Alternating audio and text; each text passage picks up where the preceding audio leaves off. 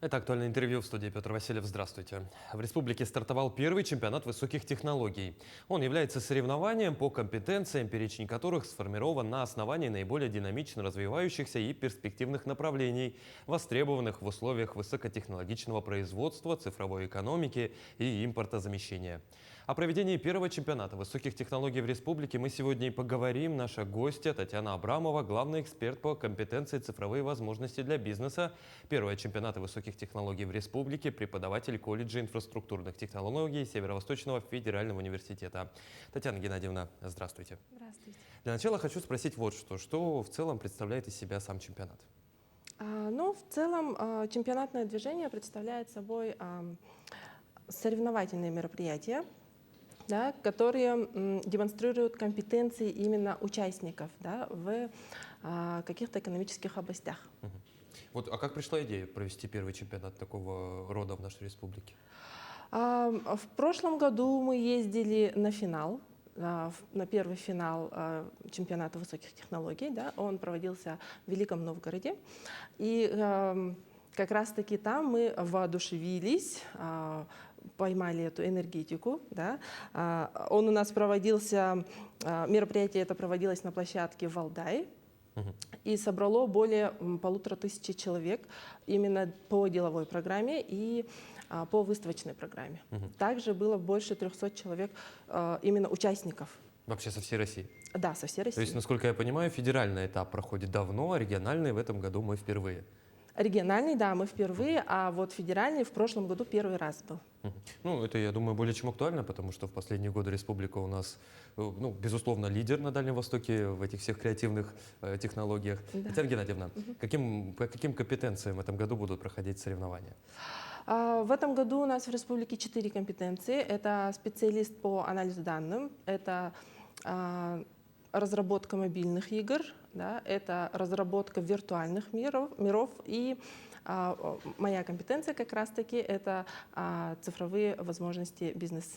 Давайте про нее подробнее поговорим, почему решили включить и что это за компетенция. Компетенция, да, она у нас, ну, скажем так, аналог есть в чемпионате профессионалитета, да, в профессионалах она есть.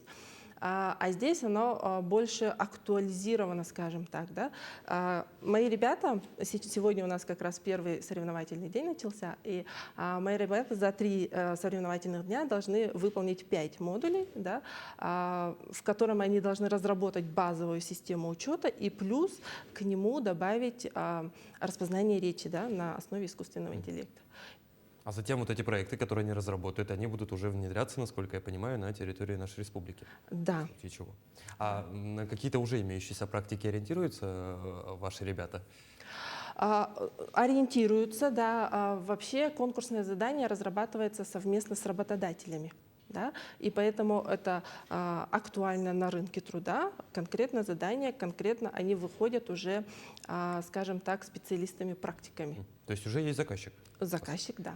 Татьяна Геннадьевна, а на каких площадках проходит чемпионат и чем обусловлен их выбор? Чемпионат проходит на 2 площадках. Да, организаторами соревновательного движения вышли колледж технологий, да, колледж инфраструктурных технологий вышел и колледж цифровых технологий Айтын. Да. Чем обусловлено? Ну, думаю, тем, что, во-первых, это передовые колледжи в нашей республике, да? Во-вторых, все-таки определены направлениями. Да? Сколько участников в этом году? В этом году вот по 4 компетенциям 25 участников. 25 участников. Да, как больше. их отбирали? Был ли конкурсный отбор? Да, был конкурсный отбор. Скажем так, расскажу про свою, да, компетенцию. У остальных, наверное, похожая ситуация была. Было очень много желающих. У меня компетенция командная, 2 человека в команде. Скажем так, у меня прошли отбор больше 25 человек, 26 их было. Да, это 13 команд. Из 13 команд вышло, скажем так, в региональный этап всего 5. То есть всего 5 человек отобрали, 26 5 человек. команд. 5 команд, ага, 10 человек отобрали. В каждой команде по 2 человека. По 2 А человека. если владеете данными у других ваших коллег, какие цифры участников? Могу сказать по специалисту, да, анализ данных. Там было тоже, одиночки.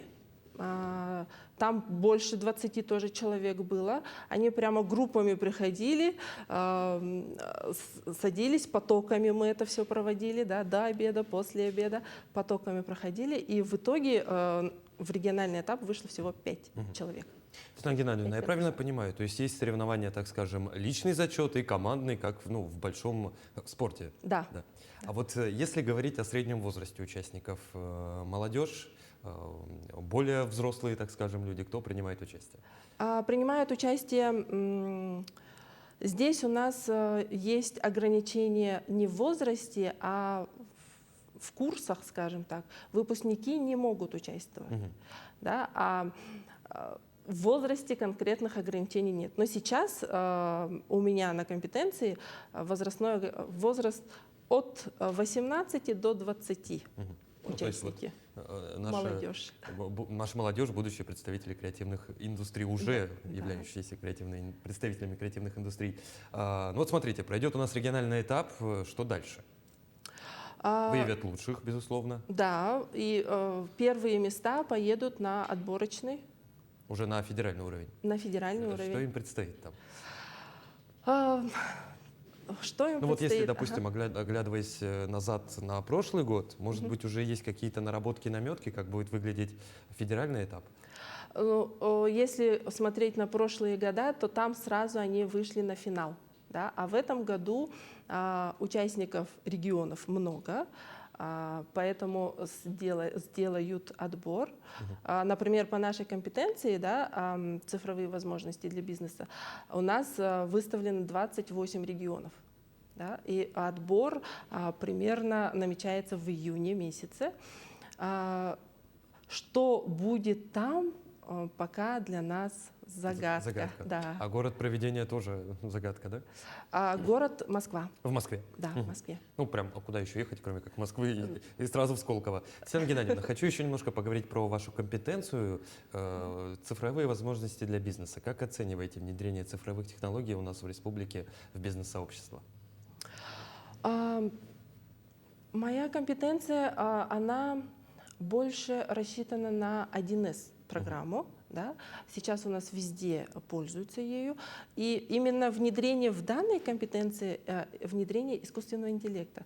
То есть они, во-первых, распознание речи, да? Во-вторых, у бухгалтеров есть всякие счета, акты, да, которые они 3 года назад распечатаны, а в электронном еще не осталось. И вот как раз-таки с помощью искусственного интеллекта они будут приводить это все в дело, в порядок, в электронный вид. Ну вот сама система 1С, которой в том числе и бухгалтера пользуются, они же, некоторые говорят, что она давным-давно уже устарела, и она очень сложная. Может, пора ее модернизировать как-то, в том числе и нашими силами наших ребят? Не находите?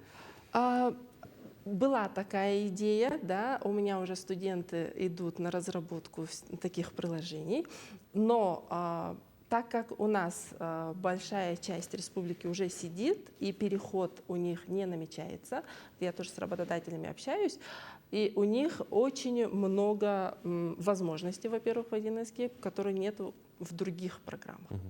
Вот если еще все-таки в продолжении темы цифровизации бизнеса, одно время у нас были популярны маркетплейсы, интернет. Вот мы там продавали все, там, от мехов до ягод буквально. Вот они ушли куда-то. Как думаете, с чем связано? Вы думаете, они ушли? Ну, мне кажется, по крайней мере, их активное вот это вот культ, так скажем, культивирование их, оно как-то отошло на задний план. Ну да. Соглашусь, но совсем уйти они, конечно же, не ушли, да, они есть и очень даже хорошо пользуются, все ребята активно пользуются. Как раз-таки на днях мы с ребятами общались, и Я спрашивала по поводу этого. У нас по профессионалам есть другая компетенция, да, организатор онлайн-мероприятий. И как раз-таки там они и просматривают вот эти вот все маркетплейсы. И мне кажется, это все-таки актуальная тема до сих пор. Ну вот маркетплейсы, они существуют активно сейчас, различные приложения. Мы ничуть не отстаем от той же Москвы, Санкт-Петербурга, других крупных городов с вот этими службами доставки в том числе. Как думаете, что у нас ждет дальше? Что наш бизнес будет еще изобретать? Какие цифровые решения? Цифровые решения сейчас очень актуальны, как раз-таки искусственный интеллект, нейросети, да, и мне кажется, в скором времени заменят и нас, да. Есть куда расти. А вот самая интересная практика применения искусственного интеллекта в бизнесе, какую вы уже успели отметить? Ну вот мы внедрение чат-ботов, да, тех же самых, это же тоже искусственный интеллект, это нейросети. Также у нас идет распознавание речи. У меня ребята тоже как раз-таки с помощью распознавания речи, да, голосовых команд, они находят бреши на сайтах, да, открытые порты находят. Ну, это связано все-таки больше с информационной безопасностью. Татьяна Геннадьевна, в заключение хочу уточнить вот что. Чемпионат проводится впервые, как мы в самом начале сказали. Какие перспективы, на ваш взгляд? Перспективы. Что да, нас ждет? Будет ли в следующих годах продолжение? Конечно. Будет. На мой взгляд, это очень даже актуально, потому что, насколько я знаю, у нас президент, да, России Владимир Путин уже дал указ, что это будет проводиться ежегодно. Ну и тем более настолько талантливой молодежи, которая хочет, любит и может развиваться в креативных технологиях. Татьяна Геннадьевна, я уверен, что сам чемпионат найдет много откликов, и обязательно все, кто участвует в региональном этапе, они выйдут на федеральный и достойно представят наш регион. Спасибо, что пришли к нам в студию и ответили на наши вопросы. Спасибо. Это было актуальное интервью. До новых встреч.